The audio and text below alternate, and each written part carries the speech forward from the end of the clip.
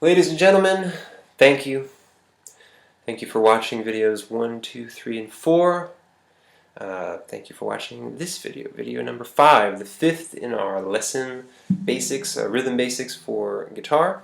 I believe that just because you're a guitar player and just because it's, kind of loosey-goosey as far as like techniques and methods for learning are all over the place. There's not and the instrument itself is applied to lots of different types of music. I still think it makes any player better if they understand a little bit of music theory. They can read and write music, even if it's on just a basic level. Like even me, I'm not a world-class speed reader like a lot of classical musicians are. I can read. It takes me a little bit of time, but because I can read, I've been able to, in my career thus far, communicate on the same level as other musicians, even other people who play different instruments than I do. I've been able to work with musicians of all different types and have that kind of level ground. I'm speaking that common ground. We're on the same level there, and that is hard to argue.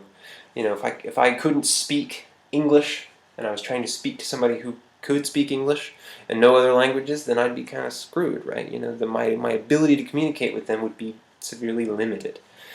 So the better you can communicate, the better musician you'll be, and it makes learning and growing that much easier. And I say that because we're about to get into some 16th notes here, which will cover you for a pretty good long ways. There are more ways. There are more places to go. There's triplets. There's 32nd notes. All kinds of different things with techniques like hammer-ons and pull-offs and all that kind of stuff that allow you to play more quickly and play more complicated rhythms, which you see all the time. But on a very basic level, what we're going over in these videos prepares you for all of that stuff, because everything past basic 4/4 rhythms, like we've been talking about, are just speedier versions of what we're looking at. You're just taking a quarter note and replacing every quarter note with an eighth or with a 16th or a 32nd or something like that. So we're just breaking it down even further. So I believe this will help you with that. Okay, so we're going to talk about 16th notes today. 16th notes. We've talked about 4/4 time and how a quarter note takes up one beat. So we talked about eighth notes, and we decided if a quarter note takes up one beat, how many eighths could you fit into a quarter? You can fit 2/8 into the same amount of space that a quarter note takes up. So how many 16th notes could you fit into a quarter? Well, 2/16 could fit into an eighth, so 4/16 could fit into a quarter. And that is how you will often see them. 16th notes are very commonly grouped in groups of 4. And what makes them special looking is that they are connected similarly to eighth notes, except they're connected with 2 horizontal lines. So it's got 2 lines going across, and by doing that you can easily identify that you're looking at a 16th note and not an eighth or a quarter or something like that. Right? So eighths and 16ths are commonly connected to one another. Quarters, halves, and wholes are never connected together like that, right? You might connect them with ties or something, but they're not connected together with these horizontal lines, like these other notes. Alright, so just like when we did eighth notes, we had to define that other half of the beat. We took a beat and we split it into 2 pieces because we had to get those eighth notes in there. And eighth notes are smaller than a beat, so we can fit 2 of them into each beat. So the first one in each beat we called beat, like whatever beat we were on, beat 1, 2, 3, or 4. And then the other one, that other eighth note, the one that kind of happens between beats, the off beat, we called it the and of the beat. Alright, so 16th notes are similar. We have whatever the beat is, so we'll say this is beat 1. That would refer to what's happening right here. And then over here we have the and. The third 16th is known as the and there, right? So if I were to kind of hide the 2nd and 4th 16th note in this group, I'd just have eighth notes, just have regular old eighth notes. But in this case, we've taken the one and the and we put something in between it, and then we also put something between the and what would come next, the next beat, beat 2. So we're going to call the second 16th note E, and the last one as designated by the letter E and the letter A. Right? So we have one E and a, one E and a, two E and a, three E and a, four E and a, like that, playing 4 notes on every beat.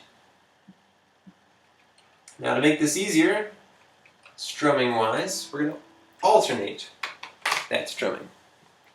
I think that gets blocked out by the light, but that's a down, up, alternating kind of pattern, like we did on our 8ths before, but now we're doing them just a little bit more quickly. So let's bring our favorite beat back here. There it is. And it's sort of slow, which is good. Now this time I'm just going to play one note. It's going to be a little less loud and a little easier to hear. We'll do a G note. Alright, so this is our quarter note. So I'm just playing one note per beat. Alright, now let's up it to 8th notes. So I'm going to play 2 notes per beat.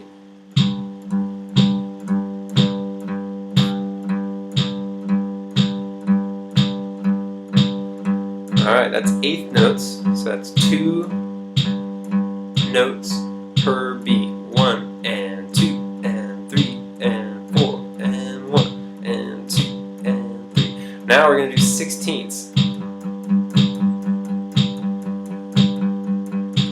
So you can hear it's twice as fast because I got more notes, more small notes, and I'm cramming into the same amount of space. 1 E and a 2 E and a 3 E and a 4 E and a 1 E and a 2 E and a 3 E and a 4 E and a 1 E and a 2 E and a 3 E and a 4 E and a 1 E and a 2 E and a 3 E and a 4 E and a 1. Alright, got it? Here's one thing I want you to do before you go any further. I want you to play basically what I just played.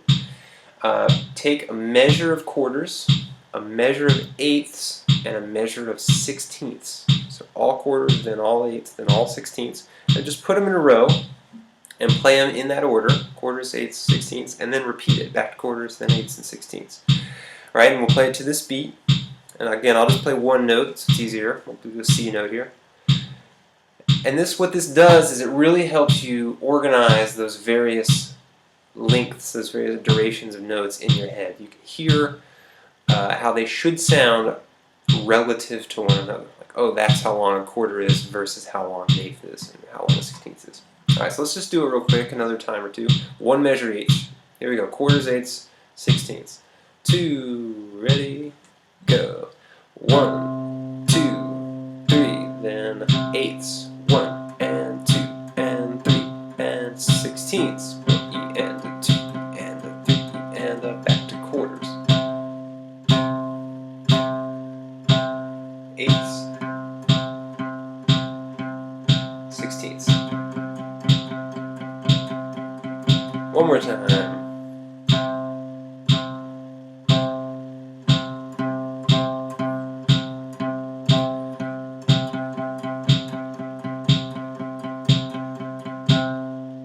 Alright.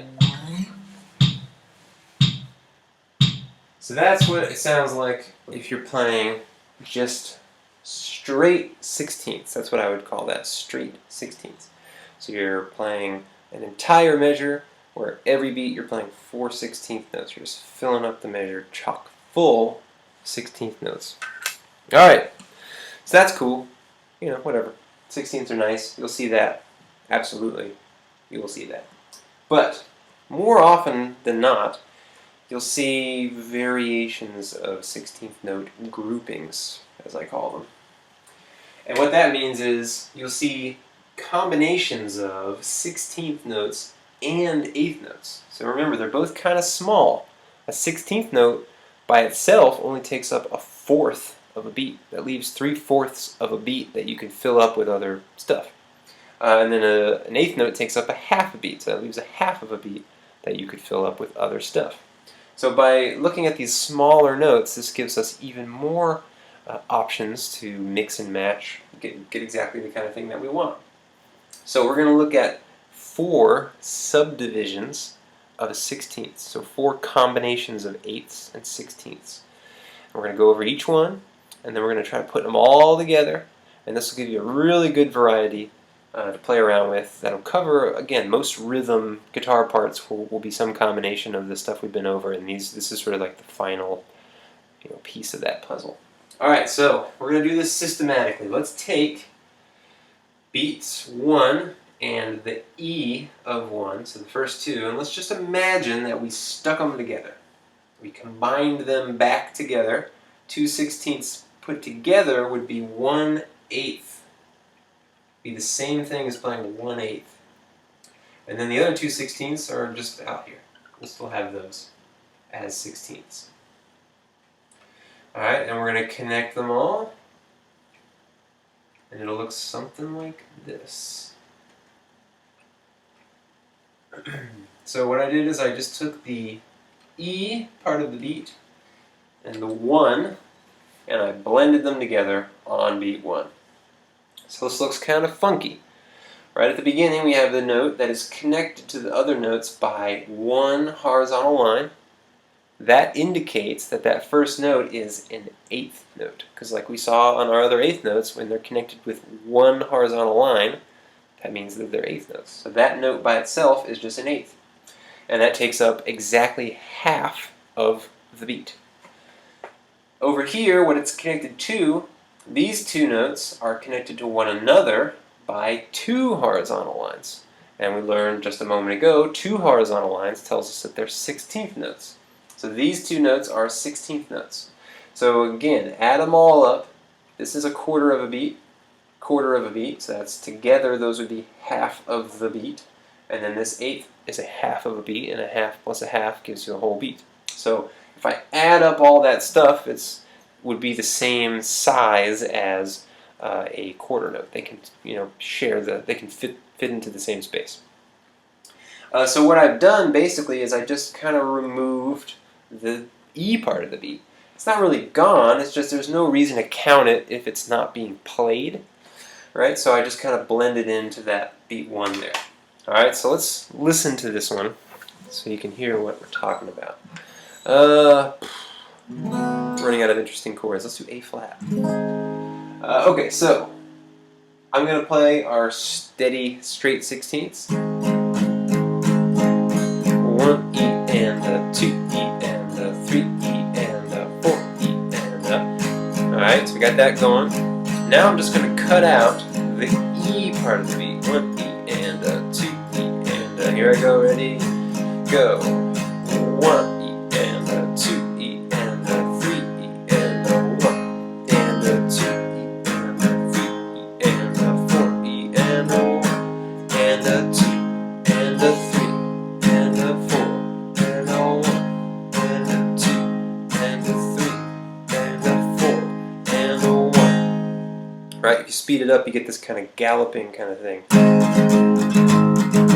1 and a 2 and a 3 and a 4 and a 1 and a 2 and a 3 and a 4 and a 1.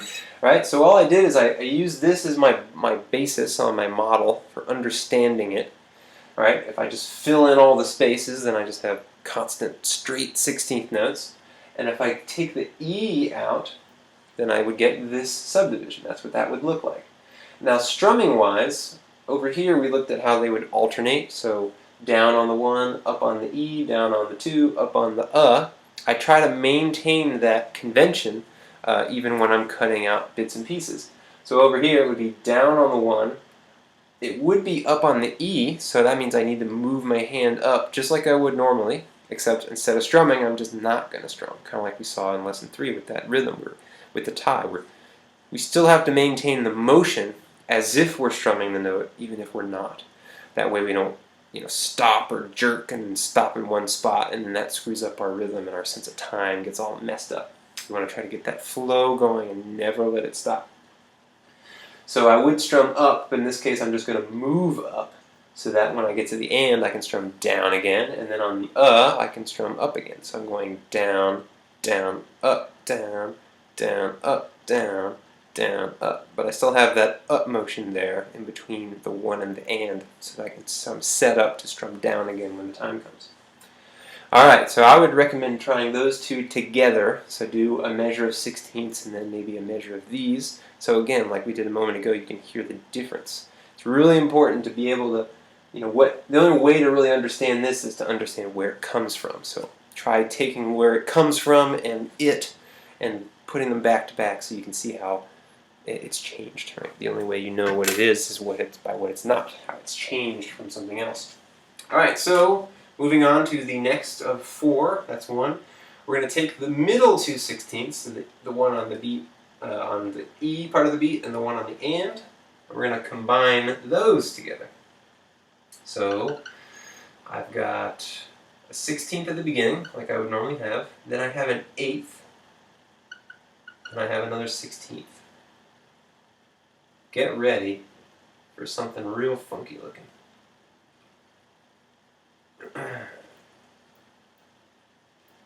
I have one, and I have the E, and then I have the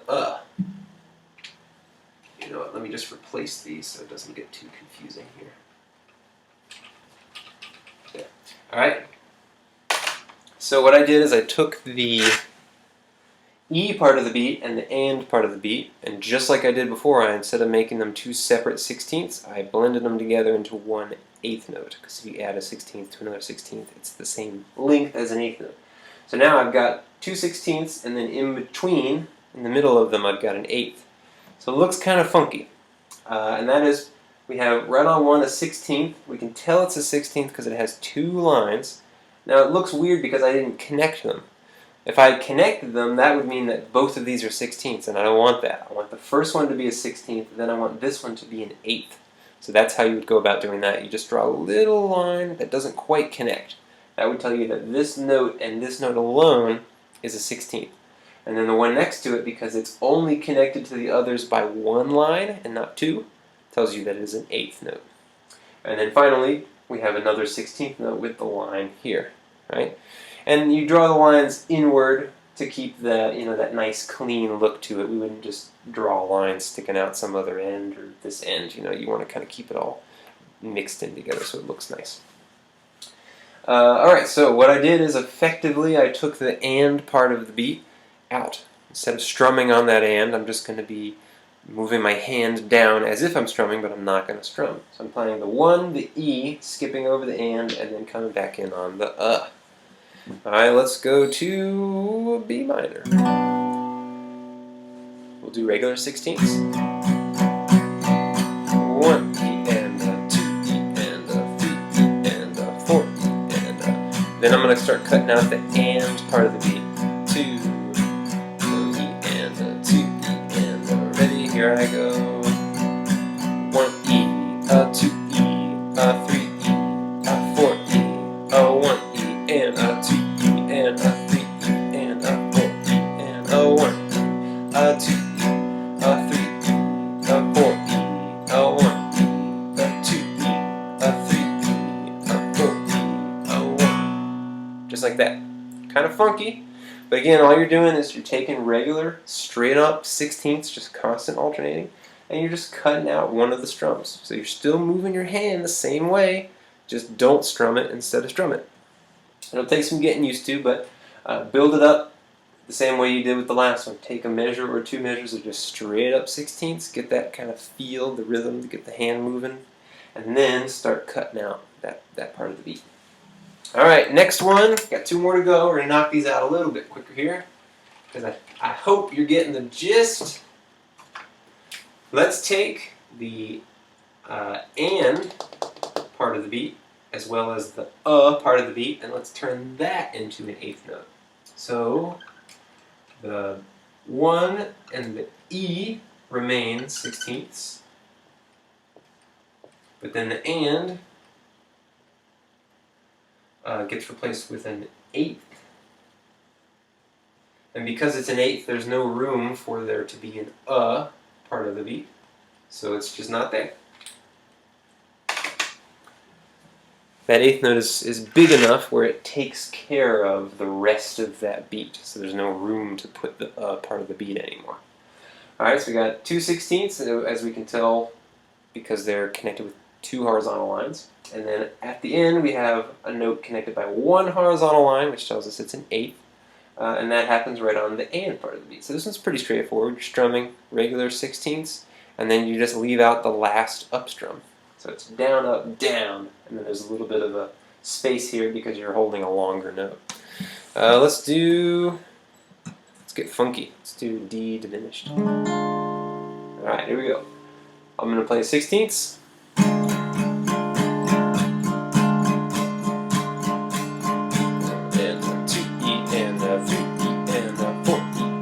Just going to cut out the part of the beat.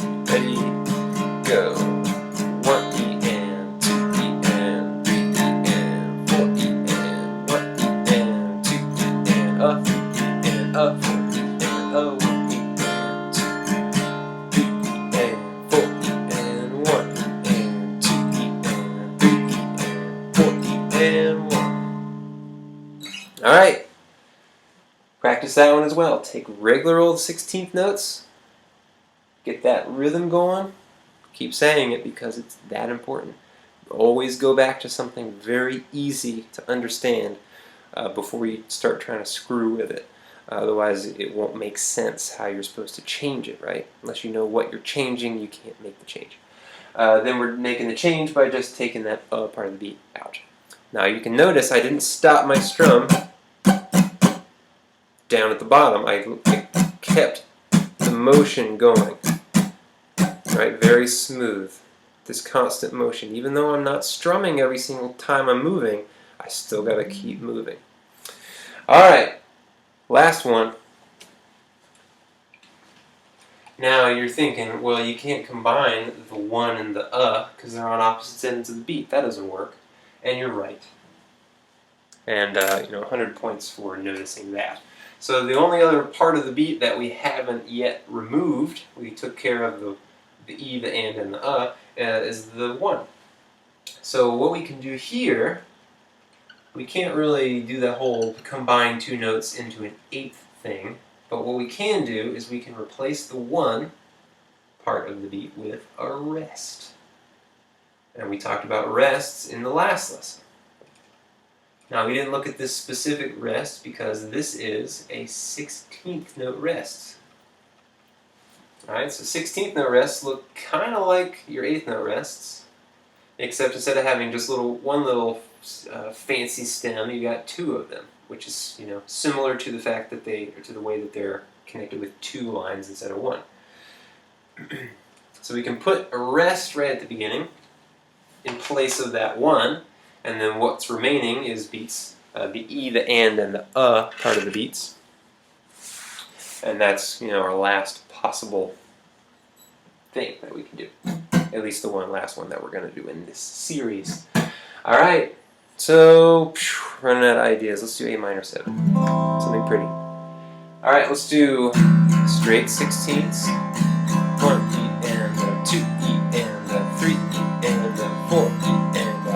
Then I'm just going to cut out the part of the beat part. The 1, the 2, the 3, and the 4. Ready, go. 1 E and 2 E and 3 E and 4 E and 1 E and 2 E and 3 E and 4 E and 1. 2, 3, 4. 1, 2, 3, 4. Kind of cool, right?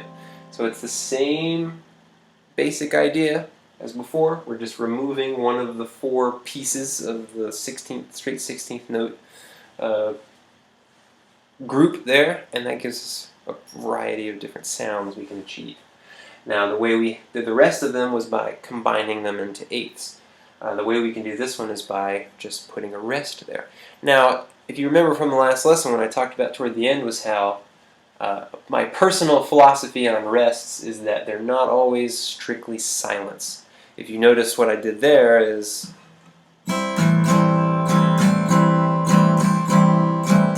I didn't put any silence in there, right? The only thing I did is I just didn't strum on 1 and on 2 and on 3 and on 4, but I strummed everything else. So I think that's my loose definition of what a rest should be. Sometimes it's very important that you do no sound, so something like this.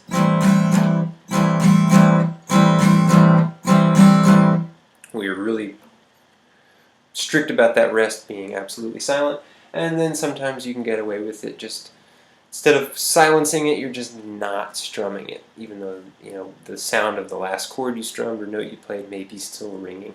I think personally it's fine either way. You make that decision based on what you're playing, what you think is right. All right, here we go. Guys, you ready for this? We have one last thing to talk about before we wrap up this series, and you can go about your business playing music and having a good time. And that is, we're going to take a couple of these subdivisions of 16th notes that we looked at, and we're going to combine them and some other stuff into a rhythm. A very useful rhythm, much like lesson number whatever, 2 or 3, where we talked about those 8th notes. So this is just another rhythm that I think should be absolutely in your arsenal because it is used very frequently, except that it involves 16th notes instead of just 8ths and quarters. And it involves some of those subdivisions, a couple of those subdivisions that we just looked at. Now this is another example of a rhythm that is kind of complicated. If you just sat down and watched all 5 of these videos in a row without any practice in between, the chances are this might be a little bit overwhelming for you because you just haven't seen something like this and it's going to be hard to understand. If it is, take the time, go back and work on those various mini exercises that I suggested, and then come back and check this out. Alright, so right on beat 1 I got a quarter note, which is just beat 1. And we're used to that, easy enough. On beat 2 I have one of those subdivisions I was talking about. So I've got an 8th note right on beat 2 there, which takes up exactly half of that beat, which means that it takes up the 2 part of the beat as well as the E part of the beat. It's kind of like they're combined together. And what remains is the and then the So we have 2 and We're just leaving out the E part. And that's reflected in the strumming pattern as well. Instead of going down, up, it's just down, down, up. So that up movement still has to happen, but there's just no strum there. On beat 3, I've got a 16th, and then another 16th. So that means that's the beat 3 as well as the E part of 3. And then that's the 16th note, so what would come next would be the and. But then the and is not a 16th note, it is an 8th note. So that means that takes up the rest of that beat, like we saw just a few minutes ago. So you have 16th, 16th, and then 8th, so 3 E and then that's it. We don't have room for the And again, that's reflected in our strumming, down, down, and then where the up strum would normally go on the part of the beat, we just leave it out. We still have to move up, but we just don't have to strum up. Alright, and lastly we have exactly the same thing that we saw in beat 2, where we have the E part of the beat is missing, so we just have 4 and So 1, 2, and 3 E and 4 and Like I said, it could be a lot to take in all at once, so we're going to build it up. Try to get through this last little bit real quick. Let's do D7. G7, let's do G7. Alright. So here we go. Let's try just beats 1 and 2. And on beats 3 and 4, for the time being, let's just imagine that we have a rest. That way you can build up the rhythm with me. Here we go. I'm not going to use the beat. 2, 3, 4. So 1, 2, and rest. Rest. 1, 2, and rest. Rest. 1, 2, and rest. Rest. Do this with me. Rest. Rest. 1, 2, and rest. Rest. 1, 2, and rest. Rest. 1, 2, and rest. Rest. Last one. 1, 2, and 3, 4. Alright. So what we did is we just played the quarter, the 8th, and 2 16ths. So basically just beats 1 and 2. So let's add beat 3 now. Make sure that you could do what we just did. So go back and redo that if you need to. Make sure you got that down before we move on to the next part. Alright, next part we're adding beat 3. Just imagine that we're resting on beat 4 for the time being. We're just building it up one beat at a time. So beats 1, 2, and 3. 2, ready, go. 1, 2, and the 3. Oh, man. Ready, go. 1, 2, and the 3, E, and 4. 1, 2, and the 3, E, and 4. 1, 2, and the 3, E, and 4. 1, 2, and the 3, E, and 4. Down, down, down, up, down, rest. Down, down, down, up, down, rest. 1, 2, and the 3, E, and 4. Last one. 2, and the 3, E, and 4. Alright. So what we're doing on beat 4 is the same thing that we did on beat 2. An eighth plus 2 sixteenths. Let's try it. The whole thing. 2, 3, 4. 1, 2, and the 3, E, and 4. And the 1, 2, and the 3, E, and 4. And the 1, 2, and the 3, E, and 4. And the 1.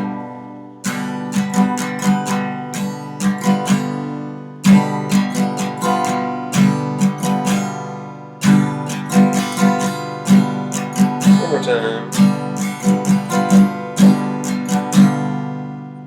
Alright. Like I said, that's a tricky one. I don't expect you to go from not understanding any kind of rhythm stuff and then in the same day or hour jump ahead up to something like this. Maybe you can, and that's good. Good for you. If not, don't worry about it. This stuff takes time, and it takes all those little steps that we went through. Take a good amount of time on each of those steps. Nobody likes to go slow and kind of work on that stuff slowly to get up to what they really want to do, but you got to do it. The only way to really understand this, you can copy what you hear, and that's useful, but to really understand how to read this and go off and write your own rhythms and play around with your own stuff, you got to build it up slow. This rhythm right here is very common. You hear it in a good popular example is the song Crash by Dave Matthews Band.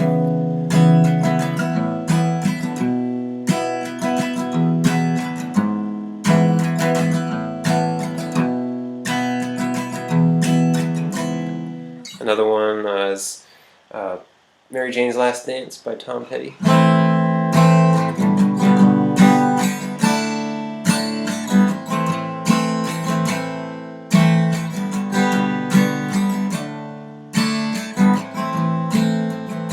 Something like that, right?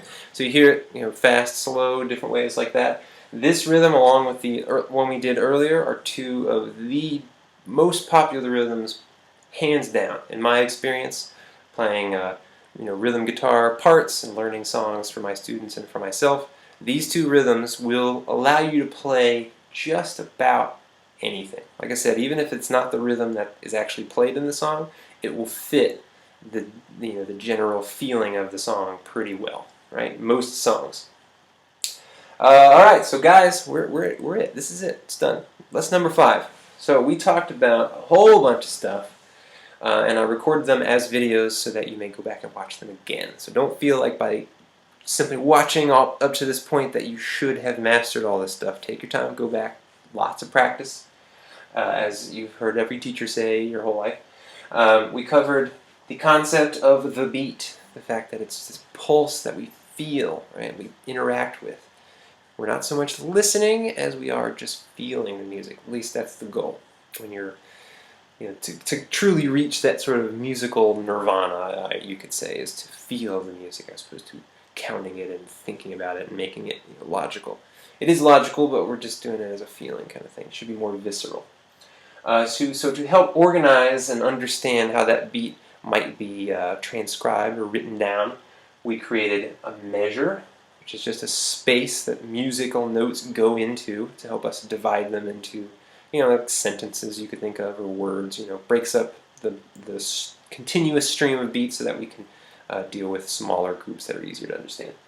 What helps us define each measure, what how much room we have in each measure to put stuff is the time signature. The top number tells us the number of beats in each measure, so basically the number of smaller spaces within each measure where notes can fit. And the bottom one corresponds to a type of note. So it has to be a 4 or a 2 or a 1 or an 8, something that matches our whole half, quarter, eighth note kind of thing. Can't just be like a 7 or a 3 or a, whatever. It has to be something related to our note types. And it tells you how many beats that type of note gets. So if it's a 4, that corresponds to a quarter note, and that says the quarter note gets 1 beat. So when you see a quarter note, you know that that is the entire beat. That's beat 1. Then when you see a half note, you know that that's twice as long, so that's 2 beats, or a whole note, which is 4. We looked at eighth notes, which is taking a beat, quarter note, and splitting it in half. So instead of having just one strum or one note on a beat, we now have 2. So you have to play 2 notes in that same amount of time. So it sounds like you're playing faster, but really you're just playing more notes in the same amount of time. Then we looked at rests, or well, before that we looked at dots and ties, which are 2 methods for extending the duration of a note. So that allows us to get those kind of odd amounts. If we want a note that is a beat and 3/4 long, then we could do that by tying multiple different types of notes together. Or just adding a dot to extend it a certain amount, right? Then we looked at rests, and rests are placeholders for notes where we want silence to go.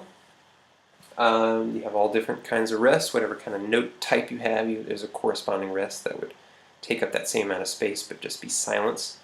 And then finally we looked at 16th notes, which is probably one of the tougher parts about this, because the more smaller groups of notes you have, the more variety, more options you have for mixing and matching different types. We only looked at a few. There are several more we could do that you will see, and involving dots and that kind of stuff, mixing and matching and stuff. But just remember, no matter how complicated the rhythm looks, it can always be compared back to something that's not complicated, something very straightforward. Right? So if you look at this rhythm and you go, man, I don't know what the hell I'm looking at right here. Just imagine that you can tell that these are 16th notes because they got the double bars there. So just say, okay, well, quarter, I got that. That makes sense. And then just imagine on beats 2, 3, and 4 that you just have straight 16th notes. Play the rhythm that way, quarter, then 3 beats of 16th notes. And just do that for a couple minutes to get that hand moving in time. And then think, okay, well, what if we cut out? We cut out the E part. Try changing that. Just leave the E out. Then leave the out. Just kind of build up to it. Always go back to something that you can understand and then make a tiny tweak to it to get closer to the final rhythm. Even if it takes you, a dozen steps to kind of build up to the rhythm, that's fine. And once you've done the rhythm enough times, it'll be ingrained in your muscles. You'll be able to do it without even having to think about it. And we will have reached the whole point of this lesson, this series of lessons, which is rhythm is something that we don't want to get too bogged down with the theory and the writing, but we have to in order to communicate these rhythms to someone else or to ourselves in the future or whatever, for posterity. And ultimately, it's just a way of feeling the music, getting that pulse and that beat internalized so we can not think about it. Instead, we can enjoy the pastime and the creative outlet that is playing music. All right. Once again, I've been Hunter McDermott from anyonecanplayguitar.org. Thank you for watching this series of videos. Please leave me any comments or questions. I will do my best to answer you. Or just leave some nice words. I appreciate that too. It makes me feel good. All right, I'm going to go eat a whole cake, so I'll see you guys later. Take care.